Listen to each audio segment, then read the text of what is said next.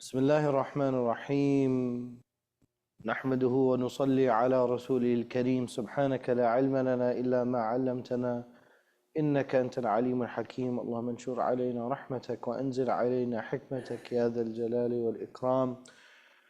Welcome everyone to the beginning of the discussion of the life of Musa, because the last two sessions we talked about the mother of Musa, because Allah subhanahu wa ta'ala wanted the story to begin with her and her choices, her decisions, the inspiration from Allah Azza wa Jalla, and how it can affect even the most ordinary people and make them truly extraordinary.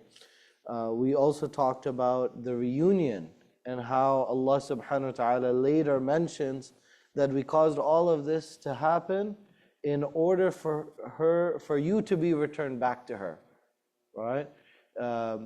Inna raduhu ilayki, that we are going to return her back to you, and then says that was kay taqarra aynuha wala tahzan, that in order that to bring joy and comfort to her eyes, to her heart, and that she would not grieve in any way.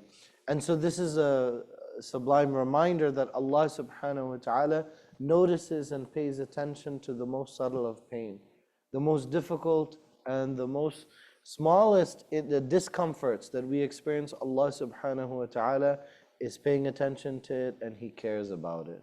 And that He will cause events, He will stretch the mountains and He will compress the valleys in order to make things happen according to His decree. So sometimes we're stuck in the moment and we're like, okay, well, what's going to happen? And well, this is easy. Allah subhanahu wa ta'ala is musabbibul asbab. So don't think like linearly that it's like A, B, or C. No, there's an infinite number of possibilities for the one that creates new possibilities that you didn't even think about. But here we also talked about baby Musa and the water, how baby Musa and Pharaoh both ended up in the sea.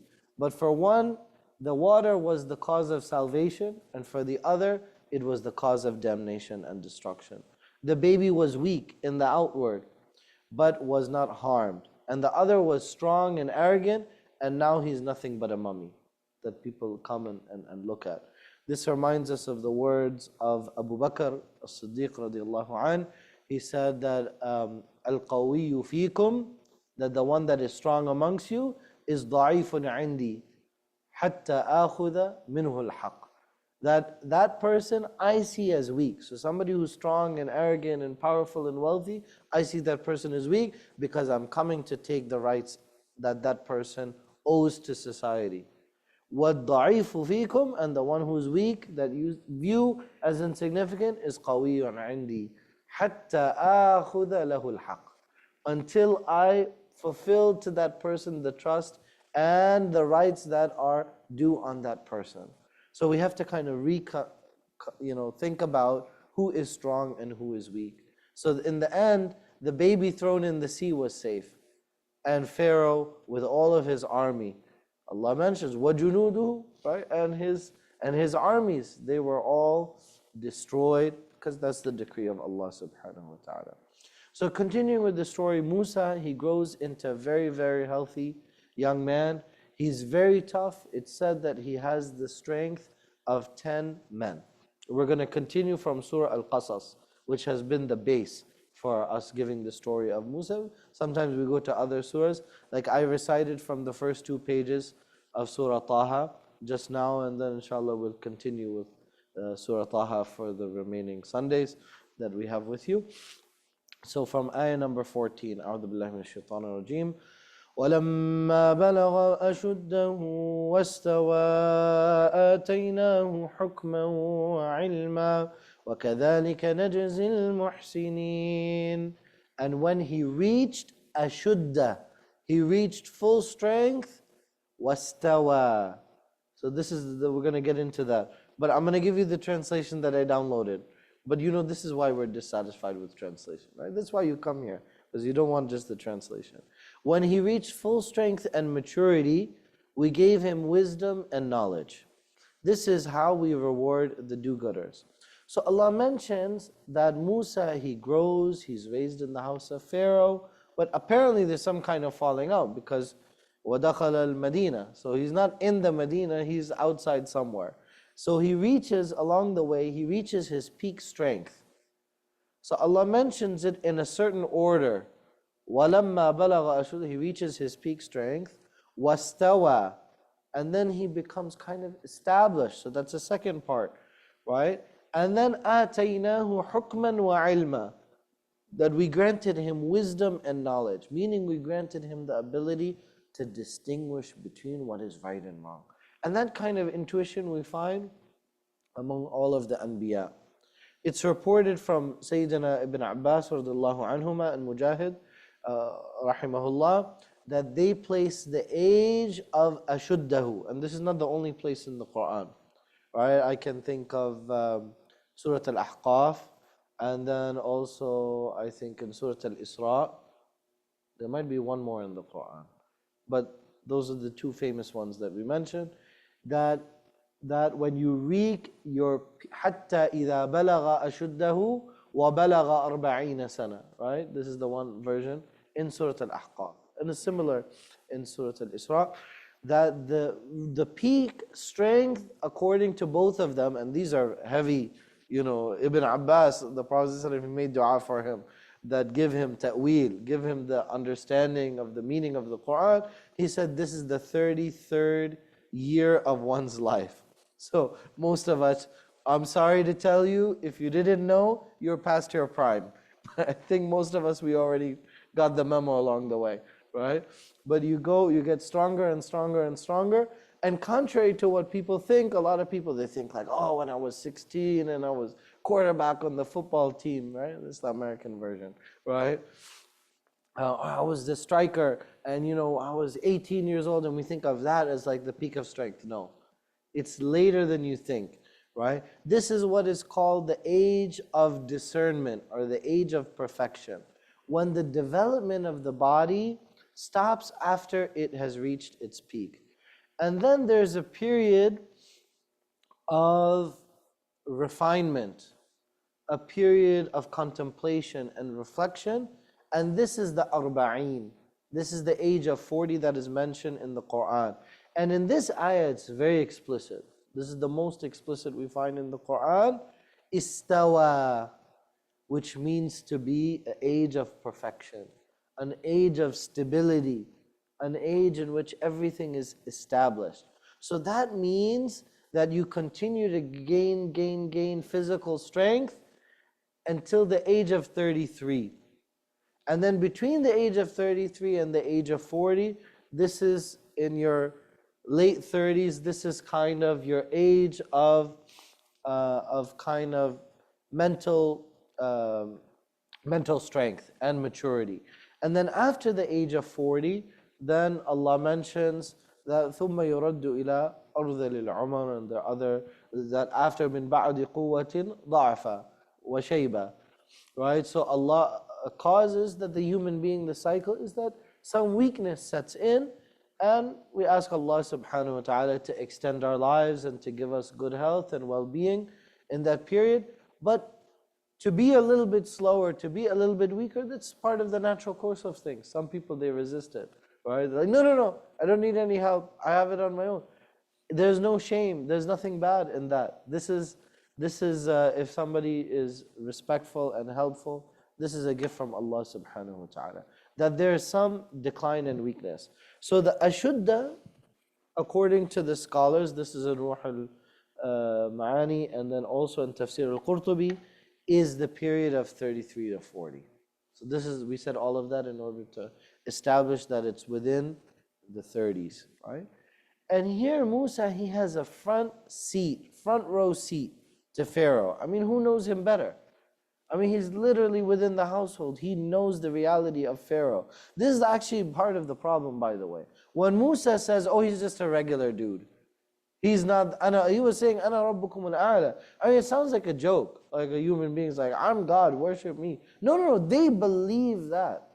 They thought that he is God. I mean, maybe you could get away with like, he's part of God, there's God, and he's like kind of sharing with God. Like you could get away with that. But he wasn't saying that. He's saying he's a regular Joe Schmo.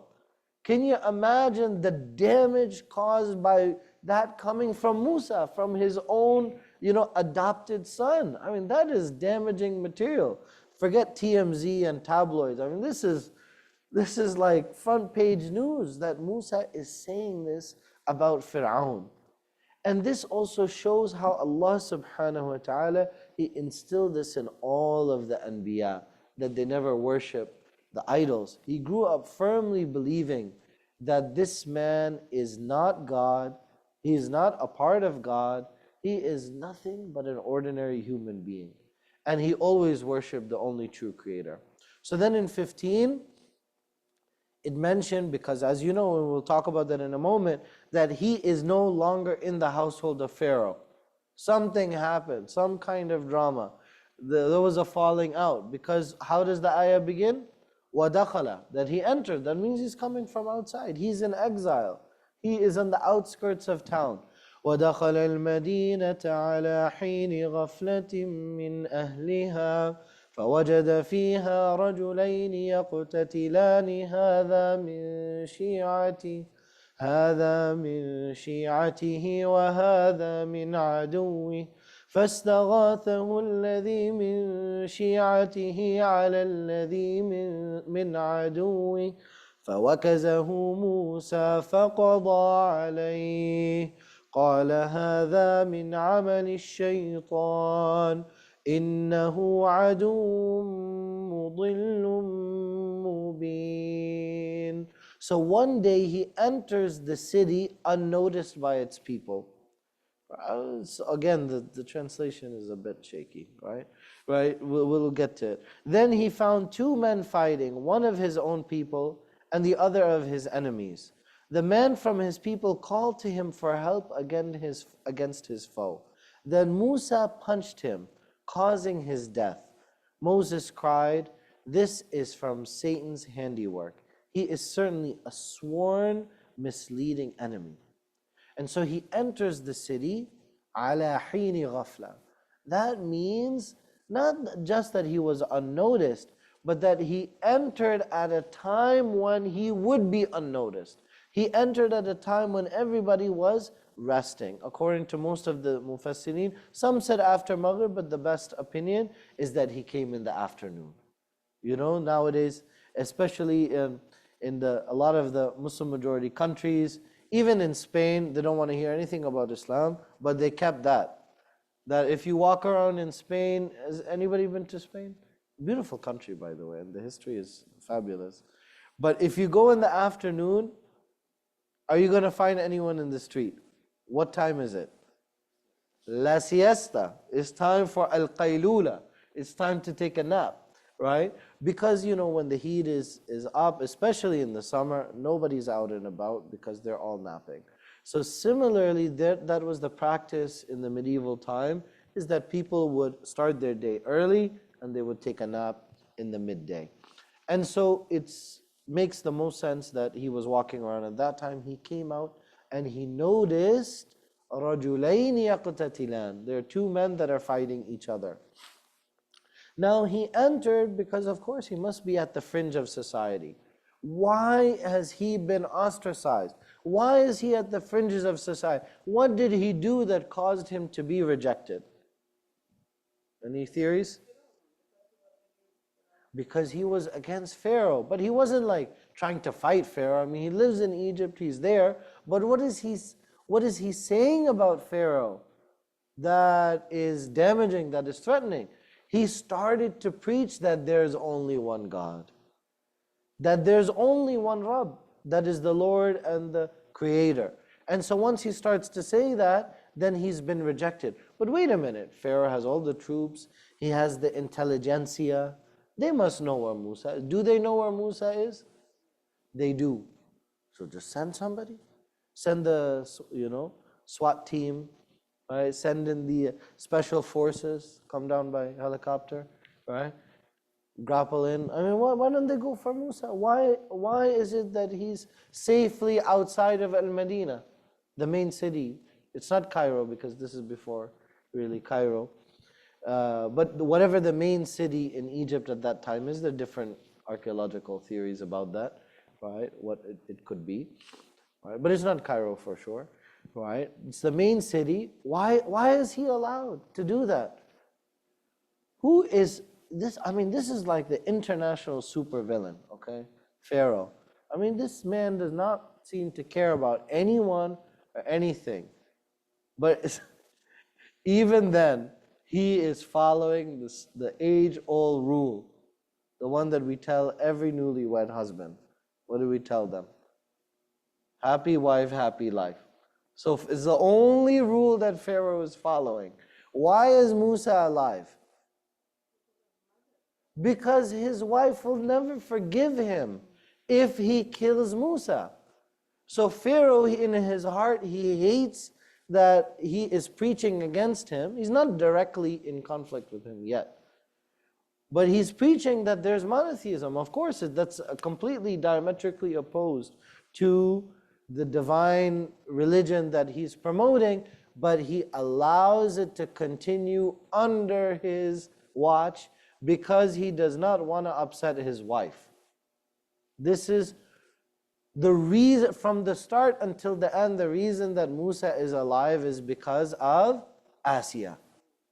Otherwise, Pharaoh would have went for him a long time before. And then, of course, Allah subhanahu wa ta'ala's protection. But Allah protected Musa in the initial phase through the wife of Pharaoh. This is very important. So then Musa, he goes further. He sees the two of them. One is min shi'atihi, which could, ostensibly it means that he's from Bani Israel. But if you take the literal meaning, min shi'atihi, meaning from his religion. So what does that mean? That means that Musa is already a prophet. This is one of the tafsirs. That Musa, which I think is more likely, I'm inclined to that. That he's already preaching and he has followers and many of Bani Israel are following him. This is one possibility. The other one is that it just means that he's a Hebrew from Bani Israel. And the other one is min aduwihi, from his enemy, meaning from the Copts, from the Egyptians. So Musa, he arrives at the scene, and what's the natural, this is a society in which people are not the same. You have the first class citizens, second class citizens, they're like the third class citizens, right? They're all the way on the bottom, they're in like freight class, right? Bani Israel, they provide the slave labor, right? For the society. As you mentioned before, according to the archaeological records and the historical data that we have, the idea that they built the pyramids has no basis, right? But it is a fact that they were enslaved by Pharaoh and they were doing the heavy labor, right? As we talked about that in the initial session. And so when Musa, he arrives at the scene and he sees a conflict between a Jewish person, a Hebrew, and a Copt, what does he assume about the situation? It's like a natural assumption. If you, what would you think? Right? That somebody's oppressed. And who's oppressing who? Because it's a neutral situation. They both have arms. That the Egyptian must be the one in the wrong. Because that is what they knew. So he made the assumption and he went further, which by the way could be true, but we don't know if it's true, but let's assume that it's true. But he assumed that, and he struck the Copt with a single strike. فَوَكَزَهُ Musa. One strike, one punch. Just from that one punch, فَوَكَزَهُ Musa فَوَقَعَ, and based on that, the man was dead. Just from a single punch. Now, in the mind of Musa, was he intending to kill this man? Absolutely not. Not only that, he didn't even mean to hurt the man. He only meant to teach him a lesson, to fix him, to deter him, to say, oh, we're not pushovers. You can't just mess with us. You can't do whatever you want with us. But it went way beyond what he had imagined. Don't forget, Musa has the strength of 10 men. And so because of that, this is an unintentional strike. You can say that it's unforeseen, it's unforeseeable that the person would die from that. And so as soon as he sees the man die, then he says, هَذَا مِنْ عَمَلِ الشَّيْطَانِ. This is from Satan's handiwork. Musa, then he goes into hiding. Now here's the problem, when you go into hiding, kind of makes you look guilty, right? But just for a short period, because now he's thinking, if they know that I do that, then what's going to happen? Let's think about the context. They already have a grudge against me for the last 18 years. So the public, they know that I've been living in the house and the palace of Pharaoh. So how did this poor orphan child from the enemy, from Bani Israel, end up in the house of the Pharaoh? What do you think when people see that? How do you think they felt about that? Were they happy about that? Haters gonna hate. So there's a lot of jealousy, there's a lot of animosity towards him because he's from the enemy and he's getting favors. So who's sympathetic to Musa? Nobody. Then he challenged the divinity of Pharaoh. He fell out of favor. Now he's on bad terms. Now he's in exile. Now he's on the edge and the fringe of society. So he's really in dire straits. He doesn't have too many to support him. And everyone in the administration of Pharaoh, they resented his presence. They were waiting for him to mess up so they could say, see, we knew this boy was a problem from the beginning. So they could blame him for something. And especially the Pharaoh himself. He wanted to have a reason to go after Musa. He hated Musa, but he was forced to keep him because of his wife. So now Musa, he knows that if this information goes to Pharaoh, that this will be the chance for Pharaoh to get rid of him or to kill him for good. So in that context, what would most of us do for our behavior? We would make excuses. We would say, oh, I was correcting an injustice. It was oppression. I have to correct the injustice by any means necessary. That this is the only thing that, how can I be expected to behave better? Because we're oppressed people. And so often we're biased, even within family situations, within friendships, within communities. Oh, he said that to you? How dare he? She said that, she did that. And so we pick a side, right? You've heard me say the ancient Arab saying that كذاب ربيعة أحب إلينا من صادق مضى. Right? So this is from very pre-Islamic saying. Which means, this is the two big tribes of Mudar and Rabi'ah. So they said that we would much rather take a liar and a bad person and an evil person that's from our tribe than to be on the side of the most honest person from the other tribe. This is what we call asabiyya. Sometimes it goes into ta'assub, right? In which you're like, oh, my people are nothing, right? So when you have a small mind, then you think with that bias. So Musa alayhi salam, he doesn't fall into that. He doesn't make excuses for himself, and he says a beautiful dua that teaches us how to think about regret, how to make tawbah. Because by the way, his tawbah is different. Like when we make mistakes, it's intentional. In his case, it's accidental. But he still attributes it to shaitan. قال رب إني ظلمت نفسي فاغفر لي فغفر له إنه هو الغفور الرحيم. He pleaded, my Lord, I have definitely wronged my soul, so forgive me. So he forgave him, for he is indeed the all-forgiving, the most merciful.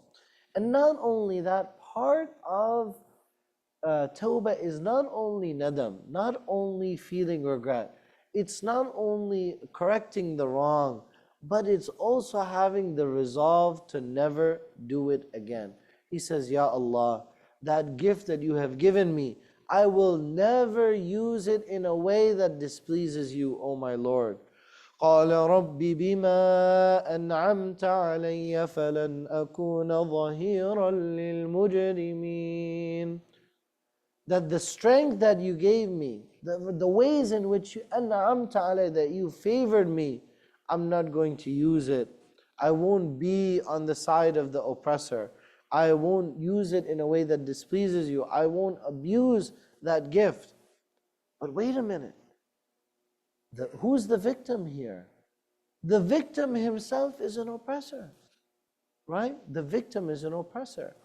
So what does this show us? It shows that a person apparently belonging to an oppressed community and asking for support by accusing another of oppression, that is not sufficient for the believer to prove who is really the oppressor and that the former is really the oppressed person.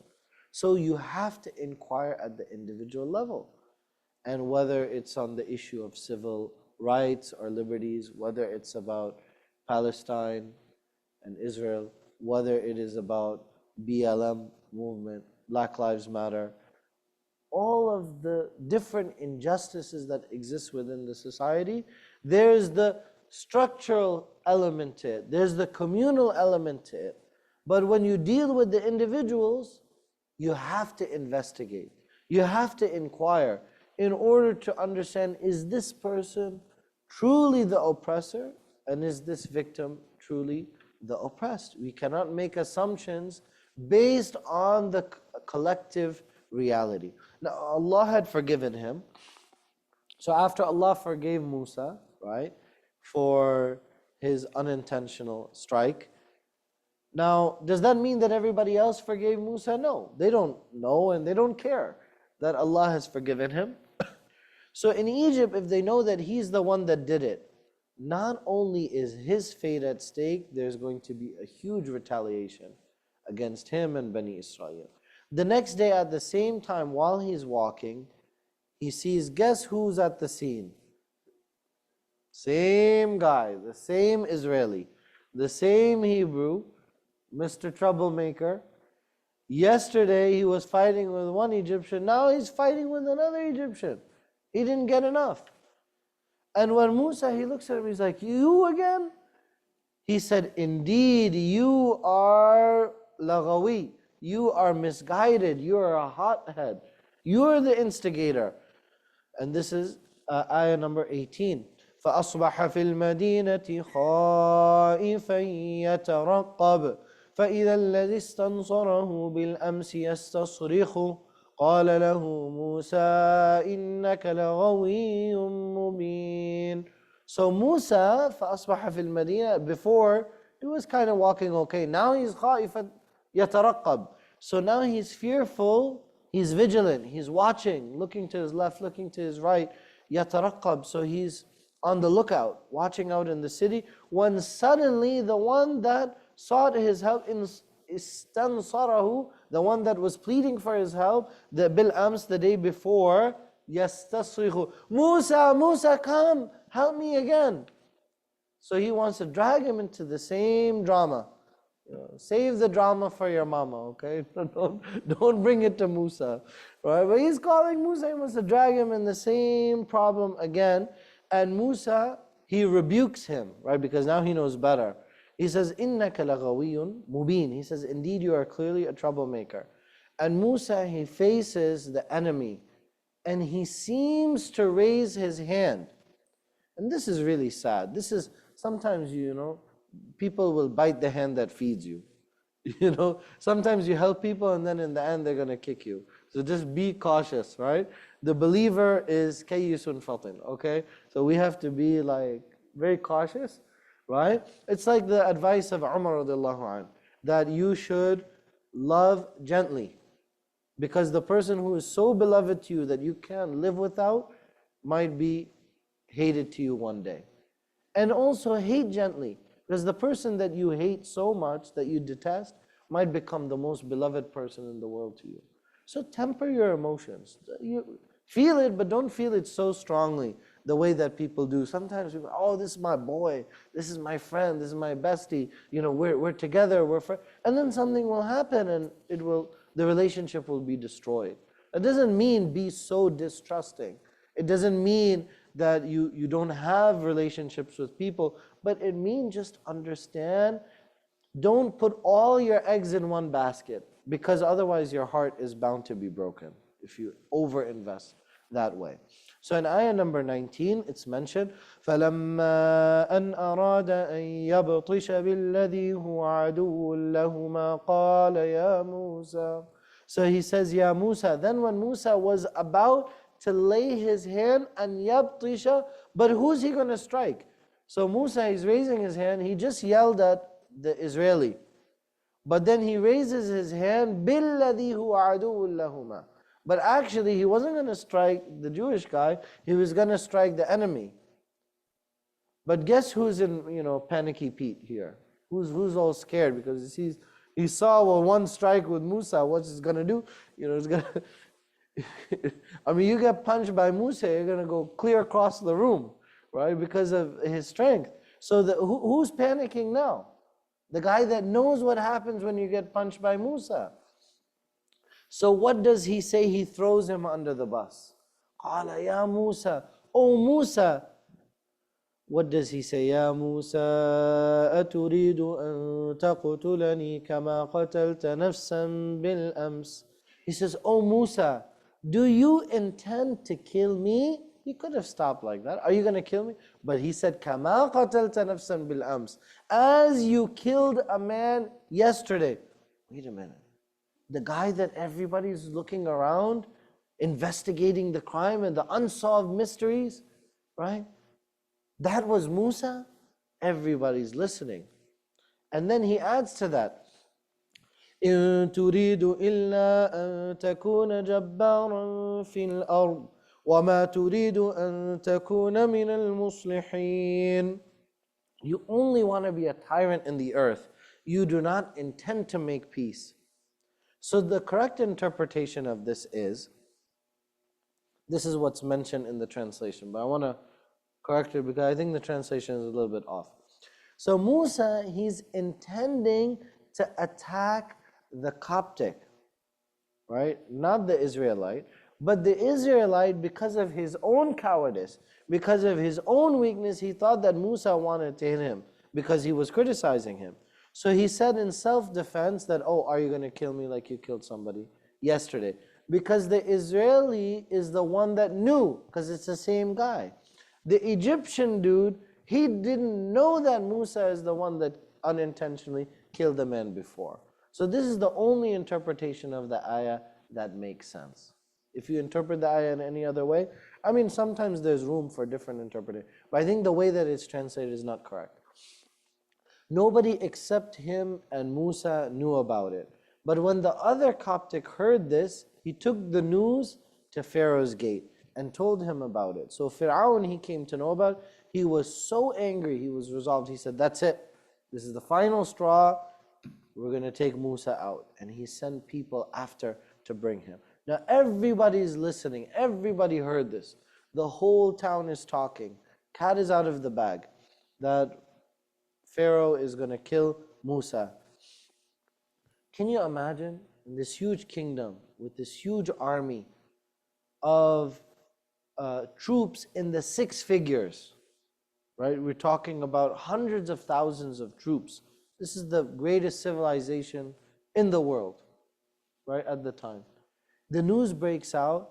Every soldier is looking for the most wanted, Musa alayhi salam.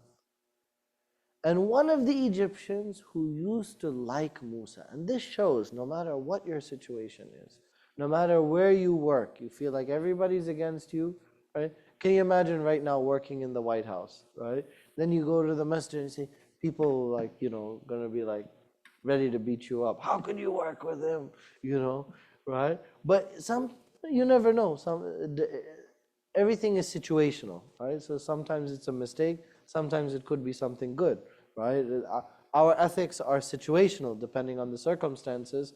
That are you the one who's going to be used in order to commit wrong, or are you going to be the one who will influence others to do good? You have to assess the situation. But in this case, one of the Egyptians used to like Musa. one of the ministers, one of the key ministers, who was close to the Pharaoh, he heard that the order went out that you should lock up Moses and you should capture him as soon as you see him. And so what he did is he went to Musa as quickly as possible. And this sounds just like the ayah in Surah Yasin. وَجَاءَ مِنْ أَقْصَى الْمَدِينَةِ رَجُلٌ يَسْعَى قَالَ يَا قَوْمِ اتَّبِعُوا الْمُرْسَلِينَ. We did the tafsir of that already. We have it on YouTube. But this one is a similar construction. This is ayah number 20. وَجَاءَ رَجُلٌ مِّنْ أَقْصَى الْمَدِينَةِ يَسْعَى قَالَ يَا مُوسَى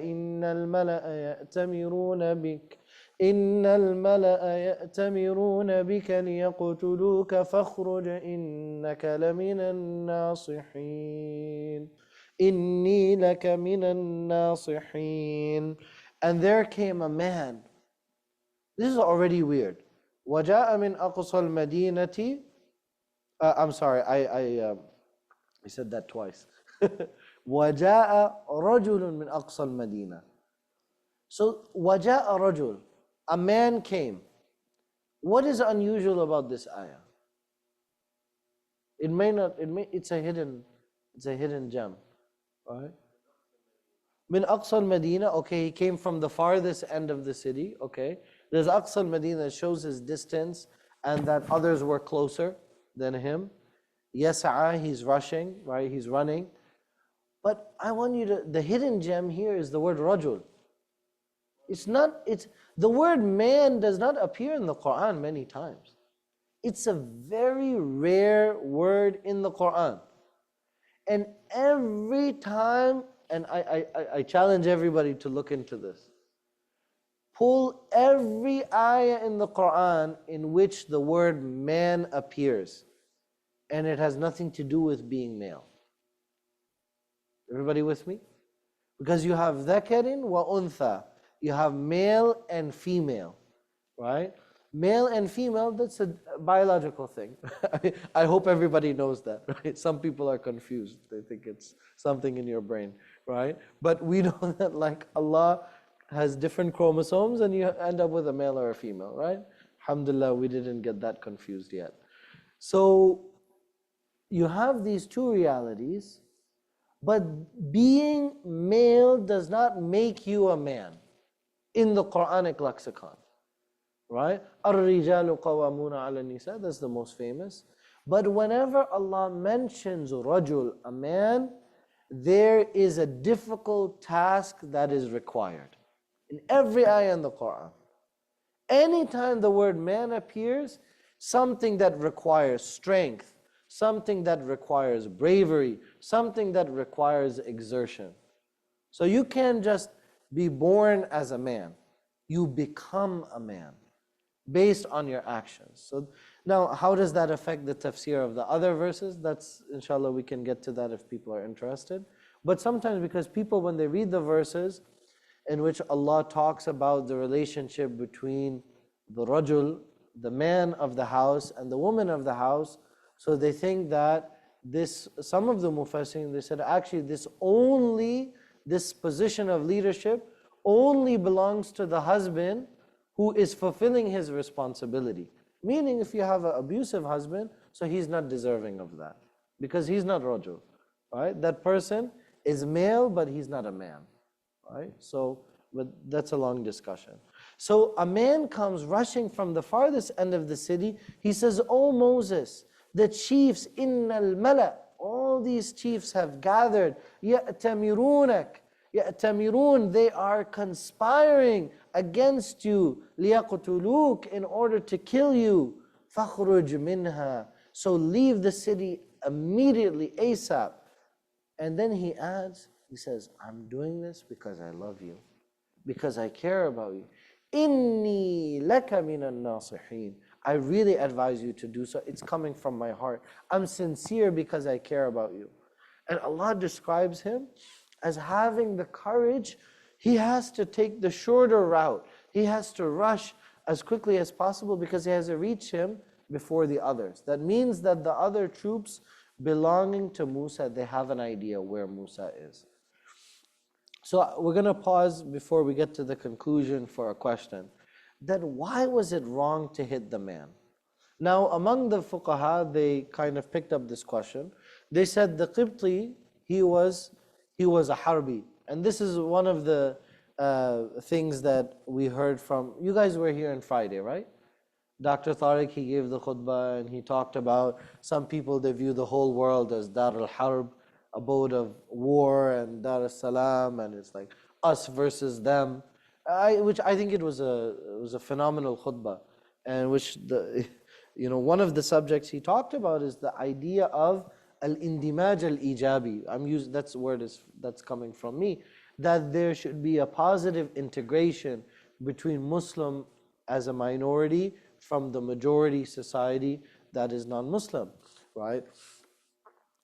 But in some of the Sharia literature, they said, oh, this is a person who is a combatant. This is the enemy.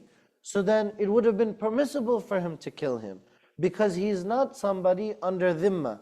And he's not a citizen of an Islamic state. He doesn't have any covenant with Musa. So why did Musa regard it as a sin? And min amal shaitan, right? So if you think of it from that angle, then actually Musa didn't do anything wrong. Because he was harming a Muslim unjustly, and he got killed in the process when he was trying to save the life of the Muslim. Now, the fuqaha, they said that in addition to there being an outright treaty of peace, there can be implied treaties. That means that if you have a society in which Muslims and non-Muslims are not in outright conflict, that means that by definition they're in a state of peace, right? That means that they're in a state of peace, right? And there's an example, there's a hadith that comes in Kitab al-Shurut in al-Bukhari, that Mughira ibn Shu'bah, he had good relations with a group of kuffar, mushrikeen before Islam, and later Mughira, he kills them and he takes possession of their wealth. And he goes to the Prophet ﷺ, this is unsanctioned, and he submits to Islam, right? Because he wasn't Muslim, but he just wants to join Islam now. He thinks this is a good thing. And he presented all of the wealth that he captured to the Prophet ﷺ. And the Prophet ﷺ, he said, أَمَّا الْإِسْلَامِ فَأَقْبِلْ. As for your Islam, I accept it. As far as your submission to Islam is concerned, that's one thing. But أَمَّا الْمَالِ, but as for the wealth, فَلَسْتُ مِنْهُ فِي شَيْءٍ. That I have nothing to do with the wealth that you are presenting to me. Why? Why the Prophet ﷺ pushed it away?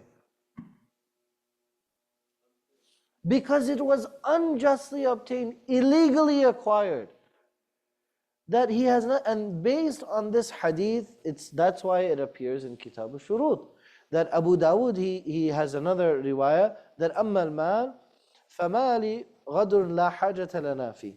That as for it, we have no excuse, we have no concern, we have nothing to do with it, right? So the Prophet ﷺ is accepting the shahada, but the wealth was acquired by a breach of trust, by an act of treachery. And so the Prophet ﷺ, he affirmed for us that it is not lawful for us to take that, right? Because if you're in a state of warfare, that would be different. Then in a state of outright warfare, but to do so in peacetime with people, whether there is an now those people, did the Prophet ﷺ have a treaty with them? No. But there was an implied treaty of peace, that each person is safe from each other, and that nowadays we would call it fundamental human rights, or we would use different language, right?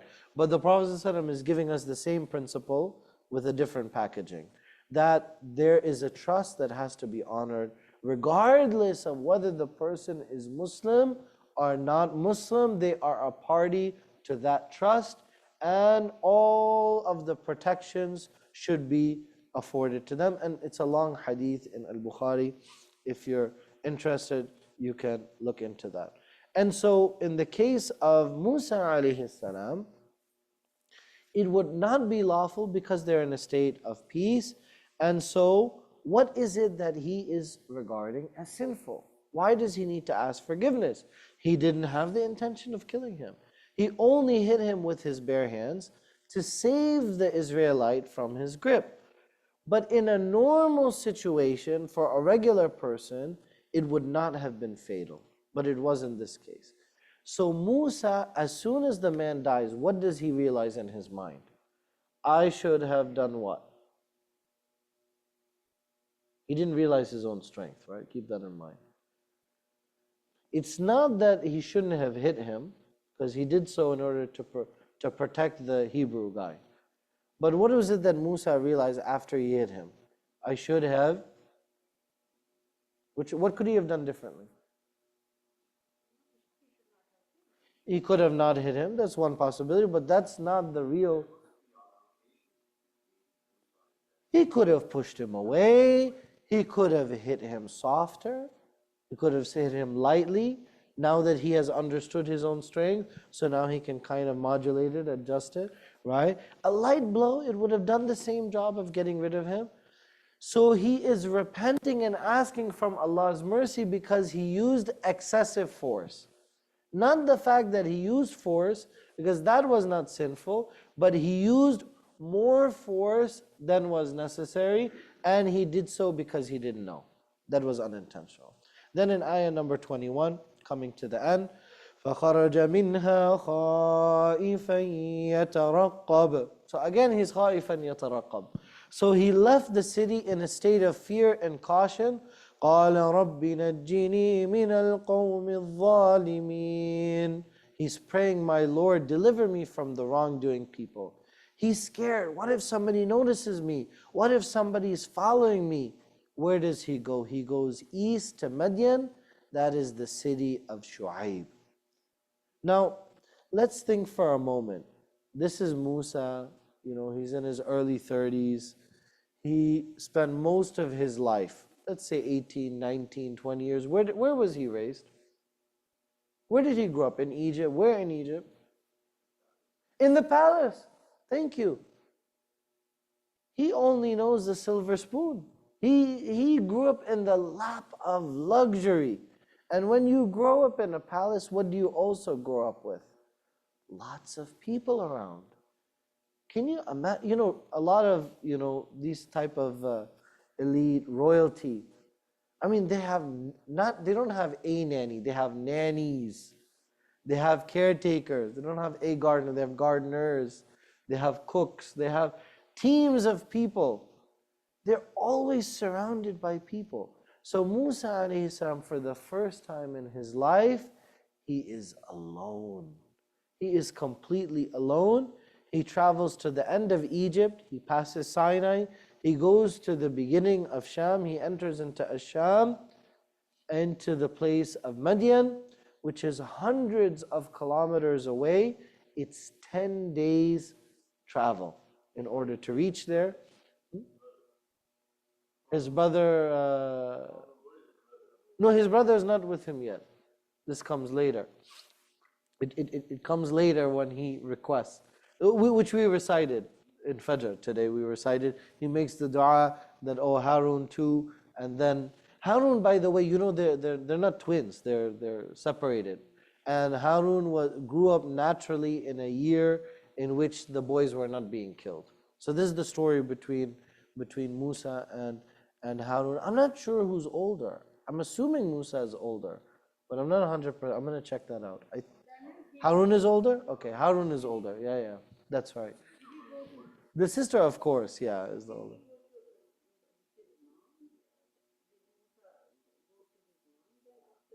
We can very confidently assume, if that makes sense, confidently assume, we can confidently assume that the mother definitely told him, hey, by the way, I'm your real mother, but keep it on the hush. But I think, it would be crazy if she didn't tell him. So he grew up knowing that Asiya is the adopted mother and the Ummi Musa is the real mother. He walks for 10 days. and he's walking in the same shoes. They must have been so worn out. Then he has to throw away the shoes because it's gone, and he's walking barefooted. He has no food with him. What does he eat in the desert? According to the Jewish text, he has to eat leaves from the trees. It's said that his lips become green from eating leaves. I mean, to be alone in the desert, it's like a totally different experience. And he asks Allah to guide him, that He will guide him to the path, guide me to some goodness. He arrives very skinny, very tired, very barefooted, homeless, miskeen, as a complete refugee, a poor man coming from nowhere, until of course he meets the daughters of Shu'aib, right, in Madian, right? It's a very romantic scene. Not really, I'm just joking. Hmm? What's that?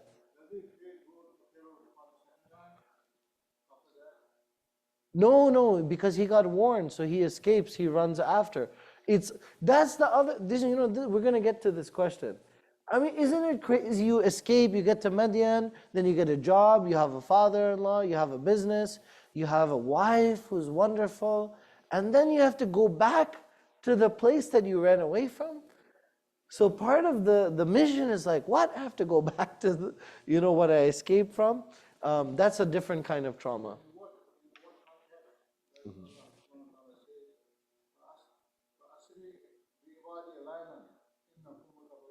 Oh, that's much, much later. Yeah. Yes. Yeah, that's coming much, much later. Yeah. No, he's coming back to Pharaoh, but we didn't get there yet. So we were going to get to that. But فَأَسْرِ بِعِبَادِي لَيْلًا, this is coming, we need a few weeks to get there, inshallah. Then the last ayah number 22. وَلَمَّا تَوَجَّهَ تِلْقَاءَ مَدْيَنَ قَالَ عَسَى رَبِّي أَنْ يَهْدِيَنِي سَوَاءَ السَّبِيلِ. Oh Allah, show me the way, the straight path. He means it physically, and He means it spiritually. That Allah will guide me to some goodness, Allah will facilitate. And this is why sometimes, we're in the thick of it, things are so difficult, and we cannot maintain our optimism.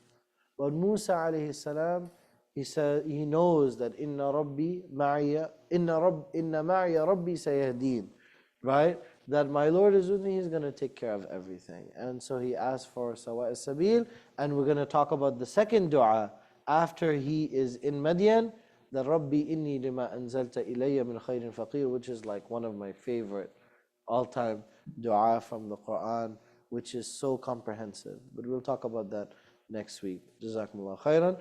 Let's open up the questions. We have taking questions from Zoom as well.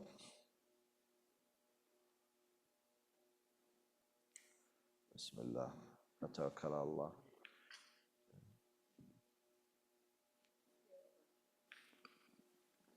I just want to make sure I understand. I want to make sure I understand something correctly. I may have misunderstood you. When you said that he came back the next day and he saw the same man, the Jew who was being in a fight again. Yes. You said that he was about to hit the Egyptian, not the Jew who was already being determined to be wrong. Yes. So the Jew who was wrong, we just acknowledged that he's a liar, almost a mischievous person. Musa was going to hit the Egyptian, not the Jew. But just the verse earlier, he prayed to Allah and said that I will always be against those who are guilty or the wrongdoers. So why would he then go hit the Egyptian if we've just established the fact that the Jew was wrong? So, we don't really know what happened and what the conflict is. But keep in mind that the Bani Israel are heavily oppressed. So what we know is that the Hebrew man was a troublemaker and was a hothead. And so he went for conflict. It doesn't mean that he was not being oppressed by the Egyptian. So both are possible, that the Egyptian man was oppressing him in whatever interaction that they were having, but the man, some people are inclined to conflict, and then there are other people who will kind of let it slide and let it go. So that Hebrew man was confrontational and was inciting escalation, right? So whether he was in the right or he was in the wrong, we're never really going to know for sure.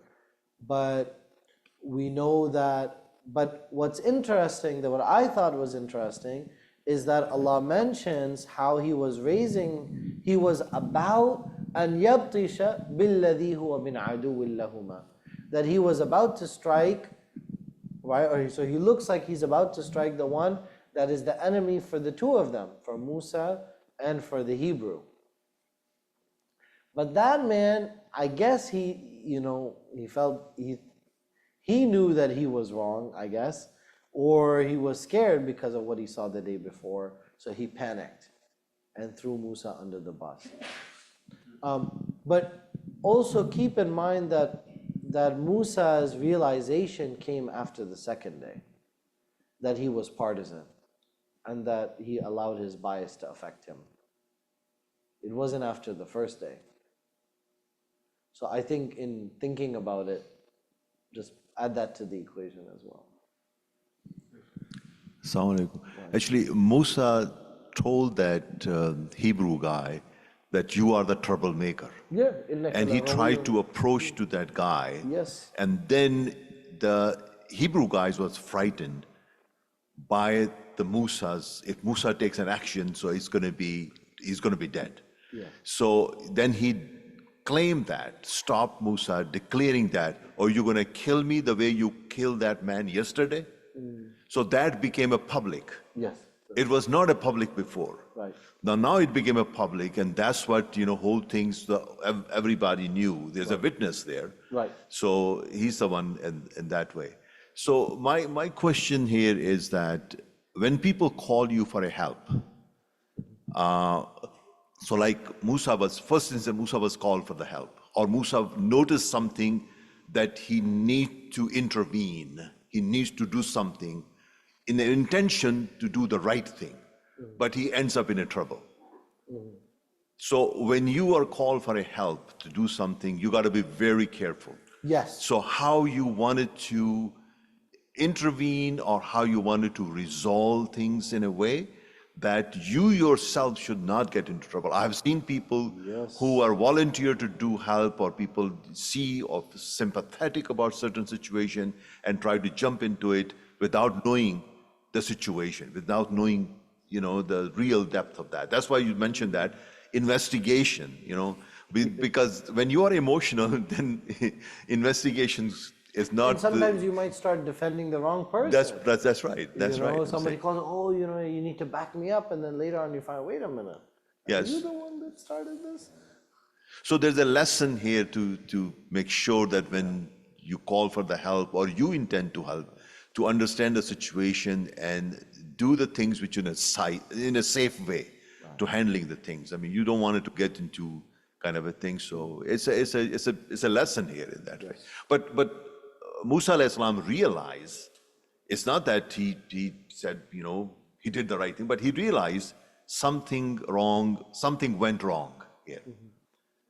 And that because of the shaitan, his, made him to those kind of wrongdoing. He didn't intend to kill that man. Yeah, but he says, ظَهِيرٌ لِلْمُجْرِمِينَ. He doesn't want to be used. He doesn't want to be a front for them. But because he's not the mujrim, but you can be manipulated and used by wrongdoers, and then you become a tool or a vehicle for that. He didn't realize maybe the Egyptian man was so weak. He has realized whom I'm hitting, right? He's so weak. But he did it.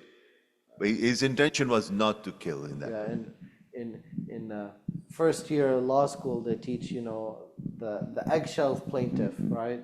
So if the person is an egg and you break the egg, are you responsible for all their damage? And in English common law, you are, right? Even if it's unforeseeable, because you're the cause of it.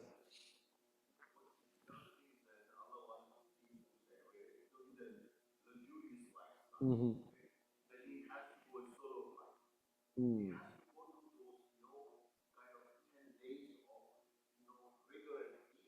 Ooh, this is a good one. Right. Yeah. We have a lot of Hajjis coming back. Welcome back. May Allah accept all of your Hajj. When he talks about 10 days in struggle, I said, this is the first thing that came in my mind.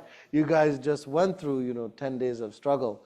And, it's not meant to break you, it's meant to make you stronger.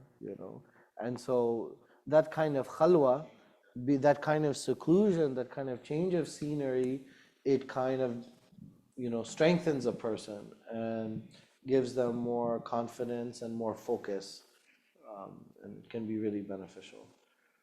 Any others before we wrap it up?